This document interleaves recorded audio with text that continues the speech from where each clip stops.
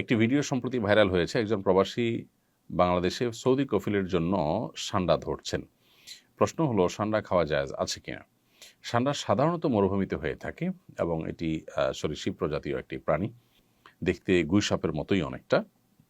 এই সান্ডা, এটাকে কোরআন এবং হাদিসের ভাষায় দব বলা হয়। এখনও আরব দেশগুলোতে এটাকে দব বলা হয়।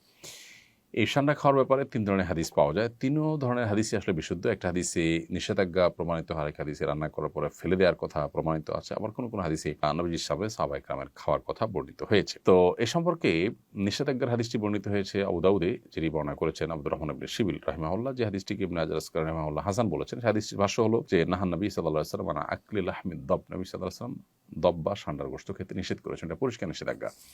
আরেকটি হাদিস বর্ণিত হয়েছে মুসনাদে আহমদে, যেটিকে ইমাম ইবনে হাজাম এবং ইমাম আইনি এবং শাওকানি রাহিমাহুল্লাহ তারা সহিহ বলেছেন। হাদিসটিতে নবী করিম সাল্লাল্লাহু আলাইহি সাল্লামের উপস্থিতিতে সাহাবায়ে কেরাম কোনো একটা জায়গায় গিয়ে সেখানে প্রচুর পরিমাণ দব দেখতে পেলেন। সেই দবগুলো তারা ধরে রান্না করেছেন। এরপর নবী করিম সাল্লাল্লাহু আলাইহি সাল্লাম বনী ইসরাঈলের একটি প্রাণী বিশেষ, যেটা আকৃতিকে বিকৃত করে দেওয়া হয়েছে শাস্তিস্বরূপ, সেটা হওয়ার আশঙ্কা নবী সাল্লাল্লাহু আলাইহি সাল্লাম করে সেটি ফেলে দিতে বললেন। সাহাবায়ে কেরাম সেটি ফেলে দিয়েছেন, পরে তারা আর খাননি। আরেকটি হাদিস বর্ণিত হয়েছে আব্দুল্লাহ ইবনে আব্বাস রাদিয়াল্লাহু তাআলা আনহু থেকে, সেটি সহিহ মুসলিমে বর্ণিত হয়েছে এবং সেখানেও দেখা যায় যে নবী করিম সাল্লাল্লাহু আলাইহি সাল্লামের সামনে সাহাবায়ে কেরাম খাবার খাচ্ছিলেন এবং সেখানে বিভিন্ন আইটেম ছিল, দব ছিল। তো অন্যরা খেয়েছেন, নবী সাল্লাল্লাহু আলাইহি ওয়াসাল্লাম সেটি খাননি, পরিহার করেছেন। তো ৩য় নম্বর হাদিস থেকে অনুমোদন বোঝা যায়।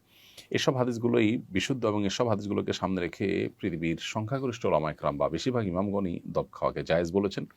আর হানাফি মাযহাবের ওলামা ইকরাম এটিকে মাকরুহ বলেছেন, অপছন্দনীয় বলেছেন।